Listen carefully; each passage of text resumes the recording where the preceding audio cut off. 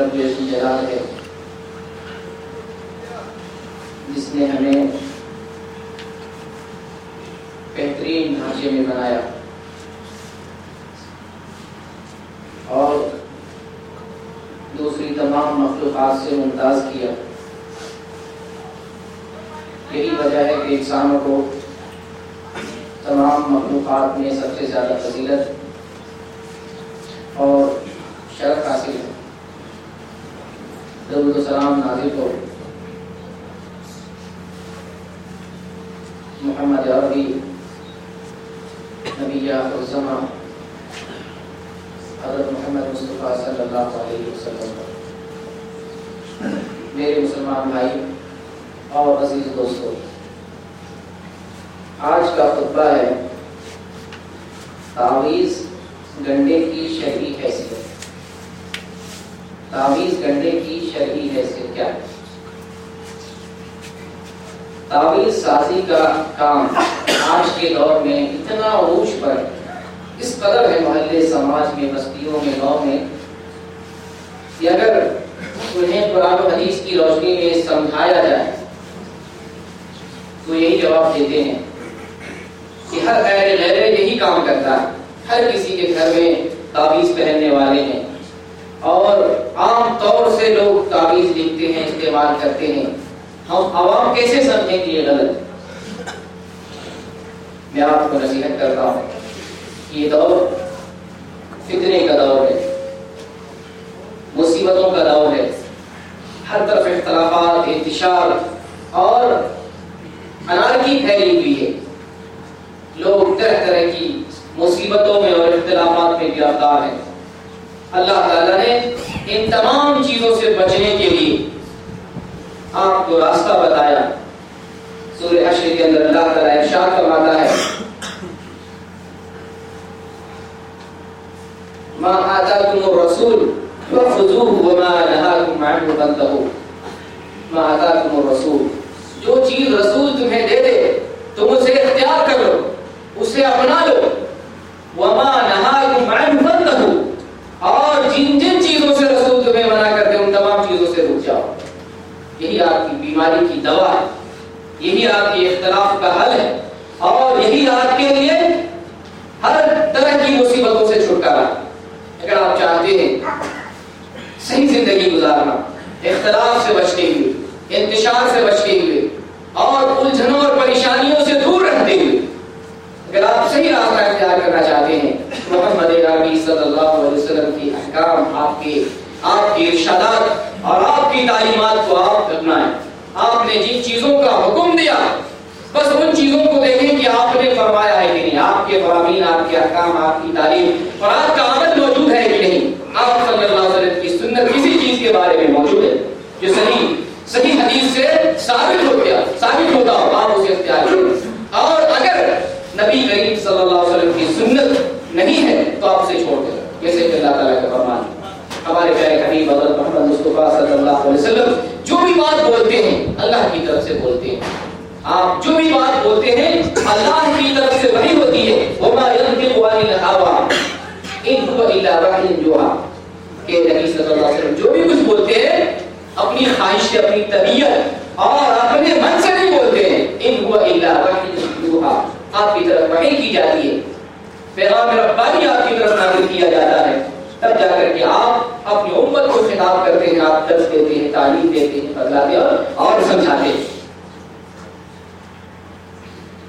احادیث کے اندر مذکور ہے، حضرت انس بن مالک رضی اللہ عنہ فرماتے ہیں کہ نبی صلی اللہ علیہ وسلم نے فرمایا کہ میں تمہارے درمیان دو چیزیں چھوڑے جا رہا ہوں، جب تک تم مضبوطی کے ساتھ ان دونوں چیزوں کو تھامے رہو گے ہرگز گمراہ نہیں ہو سکتے ہو۔ وہ کون سی دو چیزیں ہیں؟ اللہ کی کتاب اور محمد رسول اللہ صلی اللہ علیہ وسلم کی سنت۔ آج آپ کی سنت کو پشے خود ڈالنے کی وجہ سے امت روایات میں، خرافات میں، بدعات میں، شرکیات میں گم ہو گئی ہے۔ پہچان میں نہیں آتا کہ یہ امت محمدیہ ہے، یہ وہ امت ہے جسے محمد رسول اللہ صلی اللہ علیہ وسلم نے صراط مستقیم پہ چھوڑا تھا، اختلاف سے بچتے ہوئے اتحاد کے راستے پر چھوڑا تھا۔ آج وہی امت ٹکڑوں میں، گروہ میں، فرقوں میں، ٹولیوں میں، جماعتوں میں اور ان چیزوں سے اگر آپ بچنا چاہتے ہیں اس کا ایک ہی علاج، ایک ہی طریقہ اور ایک ہی راستہ جسے اللہ تعالیٰ نے بتایا، فَإِن تَنَازَعْتُمْ فِي شَيْءٍ فَرُدُّوهُ إِلَى اللَّهِ وَالرَّسُولِ، اگر تمہارے درمیان دینی معاملات میں اختلاف ہو جائے تو تم کیا کرو گے؟ فَرُدُّوهُ إِلَى اللَّهِ وَالرَّسُولِ، تو تم اپنے اختلاف کو نبی کریم صلی اللہ علیہ وسلم کی سنت کی طرف، اللہ کے کلام کی طرف لوٹاؤ۔ دیکھو اپنے اختلاف کو اللہ کے کلام اور نبی کی سنت میں اس کا علاج تلاش کرو۔ اگر تمہیں سنت ملتی ہے، اللہ کا پیغام ملتا ہے، نبی کریم صلی اللہ علیہ وسلم کا عمل یا آپ کا ارشاد ملتا ہے، اسے اختیار کر لو۔ اگر اختلاف میں اگر ایسی بات ہے جو سنت میں موجود نہیں، جو قرآن میں موجود نہیں، آپ اسے ترک کر دیں، کوئی حرج نہیں ہونا چاہیے۔ آپ یہ نہ سوچیں کہ یہ روایت ہمارے سماج معاشرے میں صدیوں سے چلی آ رہی ہے، ہمارے باپ دادا بزرگ سارے لوگ یہ کرتے چلے آ رہے ہیں، آپ اس چیز کو نہ سوچیں۔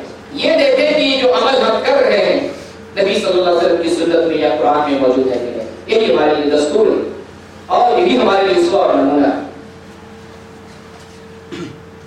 اب چلتے ہیں تعویذ کی شرعی حیثیت کی طرف۔ تعویذ حقیقت میں مولوی طلبہ نے اسے پروفیشنل کام بنا لیا ہے، پیسہ کمانے کا یا پیسہ اکٹھا کرنے کا اسے ذریعہ بنا لیا ہے، اور عوام طبقہ اس چیز کو دینداری سمجھتے ہیں۔ مولوی طبقہ تعویذ کو، تعویذ گڈھے کو، تعویذ سازی کو حربہ بنا لیا ہے، ذریعہ معاش بنا لیا ہے، اور عوام کا کیا ہے؟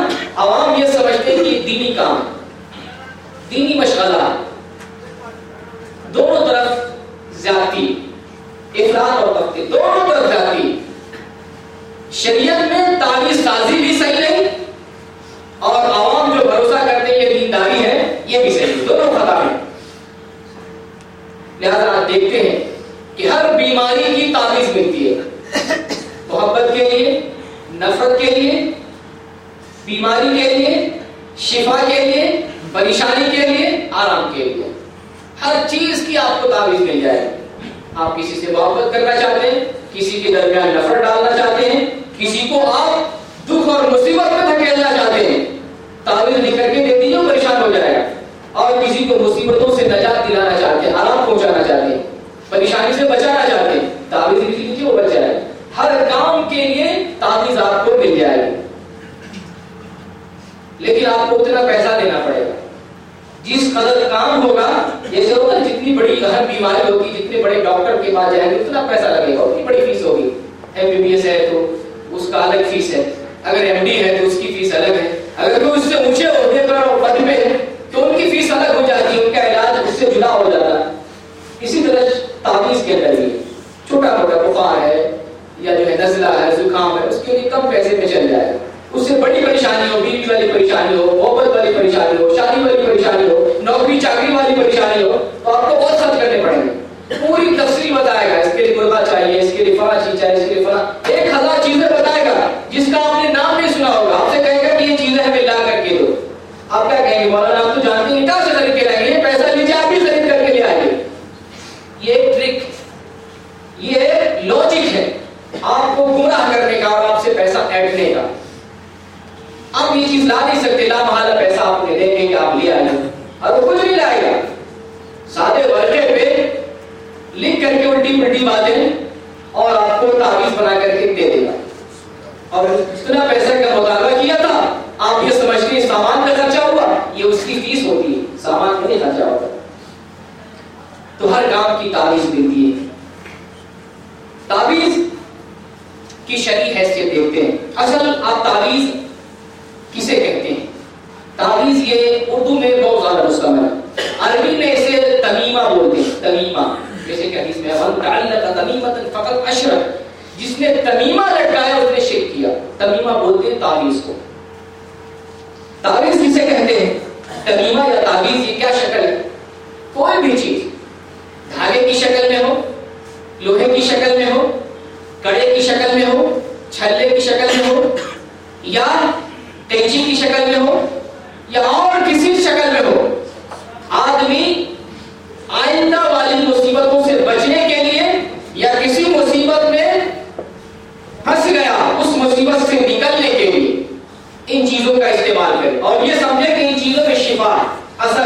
ہمیں فائدہ پہنچائے گا، ہمیں نفع پہنچائے گا، اسی کو تعویذ بولتے ہیں۔ اب آئیے شریعت کی نگاہ میں دیکھتے ہیں تعویذ کی کیا ہے۔ سب سے پہلے قرآن کو دیکھتے ہیں، قرآن میں اللہ تعالیٰ نے ارشاد فرمایا وَإِن يَمْسَسْكَ اللَّهُ بِضُرٍّ فَلَا كَاشِفَ لَهُ إِلَّا هُوَ وَإِن يَمْسَسْكَ اللَّهُ بِضُرٍّ فَلَا كَاشِفَ لَهُ إِلَّا هُوَ، اگر آپ کو کوئی مصیبت دکھ تکلیف پہنچ جائے تو آپ کو کوئی بچانے والا نہیں سوائے اللہ کے، کوئی آپ کو فائدہ نہیں پہنچا سکتا سوائے اللہ کے، کوئی آپ کو نجات نہیں دے سکتا سوائے اللہ کے، فَلَا كَاشِفَ لَهُ، کوئی دور نہیں کر سکتا سوائے اللہ کے۔ یہ آیت ہمیں بتاتی ہے کہ غیر اللہ چاہے تعویذ ہو، چاہے ٹکڑا ہو، یا اللہ کے علاوہ کوئی آدمی نہیں کیوں نہ، وہ خود سے نفع نہیں پہنچا سکتا آپ کو۔ اللہ تعالیٰ کے علاوہ مصیبتوں سے بچانے والا، نجات دینے والا کوئی نہیں۔ یہ قرآن کی آیت ہمیں تعلیم دیتی ہے۔ چلے آپ کہیں گے اس میں تعویذ کا کہاں ذکر ہے، آگے چلتے ہیں۔ حضرت عمران بن حسین رضی اللہ عنہ سے روایت ہے کہ رسول اللہ صلی اللہ علیہ وسلم نے ایک شخص کو دیکھا جس کے ہاتھ پہ لوہے کا کڑا تھا، لوہے کا چھلا پہنے ہوا تھا۔ نبی صلی اللہ علیہ وسلم نے پوچھا کہ کیا ہے؟ انہوں نے بولا کہ یہ واہنہ کے سبب، یعنی واہنہ کی وجہ سے، واہنہ ایک بیماری، یہ وہ بیماری ہے جو کندھے اور بازو کی رگیں پھول جاتی ہیں جس کی وجہ سے۔ انہوں نے بولا یہ بیماری کی وجہ سے ہم اس کڑے اور چھلے کو پہنے ہوئے۔ نبی صلی اللہ علیہ وسلم فرمایا اسے نکال دو، اسے نکال دو، یہ چیز تمہاری بیماری میں مزید اضافہ کرے گا، اور اگر تم اسی حالت میں مر گئے تو تم کامیاب ہو سکتے۔ امام احمد اور امام حاکم نے اس روایت کو بیان کیا۔ اس روایت میں کیا آیا؟ تعویذ کا ذکر آیا، نبی صلی اللہ علیہ وسلم کی سنت کا پتہ چلا، آپ کا موقف پتہ چلا، آپ کا نمونہ پتہ چلا کہ اگر کسی کے ہاتھ میں کڑا چھلا ہو تو یہ بیماری میں مزید اضافہ کرے گا، ہماری بیماری کو ہلکا نہیں کرے گا، اور اگر کوئی آدمی اسی حالت میں مر جائے تو کامیاب نہیں ہو سکتے۔ کامیاب نہ ہونے کا مطلب ہم جنت میں نہیں جا سکتے، ہمارا ٹھکانہ دوزخ ہو جائے گا۔ اسی لیے صراحت کے ساتھ نے فرمایا کہ جس نے تعویذ لٹکایا اس نے شرک کیا، اور شرک کرنے والے کا ٹھکانہ جہنم ہوتا ہے، لہذا تعویذ کا استعمال نہ کریں۔ اسی طریقے سے دوسری روایت میں ہے، نبی صلی اللہ علیہ وسلم فرماتے ہیں من تعلق تمیمۃ فلا اتم اللہ لہ، مسند احمد اور امام حاکم نے اسے روایت کیا، من تعلق تمیمۃ فلا اتم اللہ لہ۔ نبی صلی اللہ علیہ وسلم دعا دیتے ہیں ایسے لوگوں کے لیے کہ جنہوں نے تعویذ لٹکائی اللہ اس کی مراد پوری نہ کرے۔ کیوں لٹکاتا ہے؟ اس کی نیت یہ ہوتی ہے کہ فائدہ پہنچ جائے، ہماری مراد بڑھ آ جائے، ہم نقصان سے بچ جائیں، ہم پریشانی سے دور ہو جائیں۔ اللہ کے نبی صلی اللہ علیہ وسلم فرماتے ہیں کہ ایسے آدمی کی مراد پوری نہ ہو۔ کیا چاہتے ہیں؟ نبی سے محبت کرنے والے، نبی کے راستے پر چلنے والے ہیں، نبی کریم صلی اللہ علیہ وسلم کی سنتوں کو اپنانے والے ہیں، تو ہمارا شیوا یہ ہوگا کہ آپ نے جس چیز کی تعلیم دی ہے اس چیز کو ہم اپنائیں، جس چیز سے آپ نے منع کیا ہے ان تمام چیزوں سے ہم پرہیز کریں۔ اسی طریقے سے حضرت عقبہ بن عامر جوہنی رضی اللہ عنہ سے روایت ہے کہ آپ صلی اللہ علیہ وسلم کے پاس 10 آدمیوں کی ایک جماعت آئی، 10 آدمیوں کی، نبی صلی اللہ علیہ وسلم نے 9 آدمیوں سے بیعت کی، آپ کے ہاتھ میں بیعت معاہدہ کرنا، آپ صلی اللہ علیہ وسلم نے 9 آدمیوں سے بیعت کی، ایک آدمی سے آپ نے بیعت نہیں کی۔ آپ سے پوچھا گیا کہ رسول صلی اللہ علیہ وسلم آپ نے 9 آدمی سے بیعت کی، یہ ٹوٹل پورے آدمی بنتے، آپ نے ایک آدمی کو چھوڑ دیا۔ آپ نے فرمایا انہوں نے تعویذ لٹکائی ہے۔ کیا کیا ہے؟ انہوں نے تعویذ لٹکائی ہے جس کی وجہ سے ہم نے اس سے بیعت نہیں کی۔ جب انہیں خبر ملی تو انہوں نے اپنی تعویذ کو کاٹ کے پھینک دیا، پھر نبی صلی اللہ علیہ وسلم نے ان کے ہاتھ پر بیعت کی۔ اب آپ نے کیا فرمایا؟ آپ نے فرمایا کہ تعویذ لٹکانا، جس نے تعویذ لٹکائی اس نے شرک کیا، اور غیر شرک کرنے والوں کا ساتھ نبی نہیں دے سکتے، ایسے لوگوں کے ساتھ آپ بیعت نہیں کر سکتے، لہذا ہم تعویذ سے پرہیز کریں۔ اسی طریقے سے یہ ابن ماجہ کی روایت ہے اور علامہ البانی نے اس حدیث کو صحیح قرار دیا۔ حضرت حذیفہ رضی اللہ تعالی عنہ ایک مریض کے پاس آتے ہیں اور دیکھتے ہیں کہ اس مریض کے ہاتھ میں دھاگا بندھا ہوا ہے۔ حضرت حذیفہ رضی اللہ عنہ صحابی رسول ہے، انہوں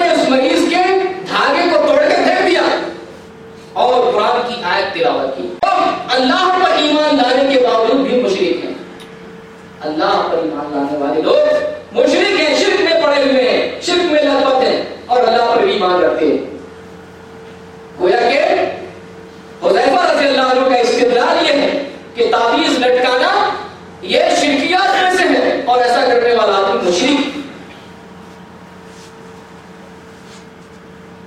اسی طریقے سے نبی صلی اللہ علیہ وسلم نے فرمایا ان الرقى والتمائم والتمل شرک، کہ جھاڑ پھوک کرتے ہیں یہ بھی، اور تعویذ کرنے اور میاں بیوی کے درمیان محبت کرنے والا کوئی بھی عمل، یہ سارے کے سارے کام شرک. ان تمام چیزوں کو ترک کر دینا چاہیے. یہ چند دلائل، بے شمار دلائل ہیں کتاب و سنت میں اور قرآن کی آیتوں میں. چند دلائلوں کا احاطہ کرنے کے بعد ہم یہ جانتے ہیں اور ہمارے لیے بات مترشح اور ظاہر ہو جاتی ہے کہ تعویذ لٹکانا مسلمانوں کا شعار نہیں. یہ تعویذ دراصل مشرکوں کے زمانے سے شروع ہوا. ان لوگوں نے اپنی فریاد، اپنی مراد پوری کرنے کے لیے، اپنی نیاز پوری کرنے کے لیے اور مصیبتوں سے بچنے کے لیے تعویذوں کا سہارا لیا. یہ چیز رائج ہوتی چلی گئی. نبی صلی اللہ علیہ وسلم نے تعلیم دیا، آپ کے صحابہ بچے رہے، لیکن بہرحال غلط کرنے والے تو ہر زمانے میں چلا آ رہا ہے. نبی صلی اللہ علیہ وسلم نے ایمان کی تعلیم دی، آپ نے اسلام کی تعلیم دی، دنیا میں اسلام کی تعلیم اور ایمان کی تعلیم پھیلی، لیکن کفر بچا رہا، کسی کونے میں چھپا رہا، ابھی تک بچا ہوا. اور اس وقت دنیا میں کفر ہی زیادہ ہے. اسلام کے ماننے والے، اسلام پر چلنے والے اور اسلامی تعلیمات کو فروغ دینے والے ایسے لوگ بہت کم، لیکن کفر کے شہدائی، کفر پر چلنے والے، کفر کے حامی اور کفار کی تعداد اس زمین پر سب سے زیادہ. اس سے ہم یہ دلیل نہیں دے سکتے ہیں کہ یہ چیز صحیح. اگر ہمارے سماج میں تعویذ گھنٹے کی بہتات ہے، ایسے کرنے والے لوگ بے شمار ہیں، تو آپ یہ نہ سمجھیں کہ یہ چیز صحیح. ہم اس چیز کو کتاب و سنت پر پڑھیں گے، جو ترازو ہے، جو نمونہ ہمارے لیے، یہ جو عمل ہمارے سماج میں ہوتا ہے، اس چیز کو ہم پرکھیں گے. اگر دیکھیں گے کتاب و سنت میں یہ چیز موجود ہے تو ہم اسے قبول کریں گے. اگر کتاب و سنت میں موجود نہیں تو اسے ترک کر دیں گے. علماء کرام تعویذ گھنٹے کی دو قسمیں بتاتے ہیں. تعویذ گھنٹے کی دو قسمیں. پہلی قسم وہ ایسی تعویذ جن کے اندر قرآنی آیات یا مصنوع دعائیں لکھی گئی. تعویذ کی قسم. تعویذ کی دوسری قسم یہ ہے کہ جس تعویذ کے اندر قرآنی آیات اور دعاؤں کا، جو نبی صلی اللہ علیہ وسلم سے ثابت ہو، ان کا استعمال نہ کیا جائے، بلکہ شرکیہ کلمات، اسلامی چیزیں نہ ہو، ان چیزوں کا استعمال کیا جائے. یہ دو قسمیں. اگر پہلی قسم کی تعویذ ہے، ایسی تعویذ جس کے اندر قرآن، حدیث یا مصنوع دعائیں، اذکار اگر اس کے اندر لکھے گئے، یہ بھی صحیح ہے. اس لیے جو میں نے حدیث بیان کیا آپ کے سامنے، یہ عام ہے، ہر تعویذ کو شامل ہے. آپ نے یہ نہیں فرمایا کہ فلاں تعویذ صحیح ہے، فلاں تعویذ صحیح نہیں. ہر قسم کی تعویذ کو آپ صلی اللہ علیہ وسلم نے مردود قرار دیا، شرک کا ذریعہ قرار دیا. اور وہ تعویذ جس کے اندر شرکیات ہو، بدعات ہو، جس کے اندر قرآنی آیات نہ ہو، یا جس کے اندر دعا نہ ہو، نعوذ باللہ من ذالک. تعویذ لکھنے والے تو کیا نہیں کرتے ہیں، جیسے کہ شیطان کو قبضہ میں کرنے والے لوگ قرآن کی بے حرمتی کر کے، اسلامی تعلیمات کو پامال کر کے، اور نہ جانے کون کون سی کفریہ باتیں اور کفریہ عمل انجام دے کر کے شیطان اور جن کو قبضے میں کرتے ہیں. ایسی بےہودہ اور ذلیل حرکتیں تعویذ لکھنے والے نہیں کرتے ہیں. نعوذ باللہ. بسا اوقات حیض کے خون سے قرآن کی آیات تعویذ کی شکل میں لکھی جاتی ہے، جنہیں مسلمان ذرہ برابر بھی ایمانی رمق ہوگا میرے دل میں تو اس چیز کو ہم گوارا نہیں کر سکتے. اور تعویذ کسی بھی قسم کی ہو، ہر قسم کی تعویذ غلط ہے. اور تعویذ یہ اللہ پر توکل اور بھروسے کے خلاف، اللہ پر سے بھروسہ اٹھ جاتا ہے اور غیر چیز پر بھروسہ ہو جاتا ہے، غیر اللہ پر بھروسہ ہو جاتا ہے. نیز تعویذ پہننے والے لوگ اگر قرآنی آیات پر بھی مشتمل تعویذ ہو، پھر بھی ہم اللہ کے کلام کی بے حرمتی کرتے ہیں. ہمیں سر گلے میں، ہاتھ میں، بازو میں، کمر میں لٹکا لینا اور حمام جانا، پیشاب کرنا، پیخانہ کرنا، ننگا ہونا یا ہر مستری کی حالت میں ہونا، ان تمام مواقع پر نبی کریم صلی اللہ علیہ وسلم نے اس چیز کو ناپسند کیا، اسے شرک بتایا، لہذا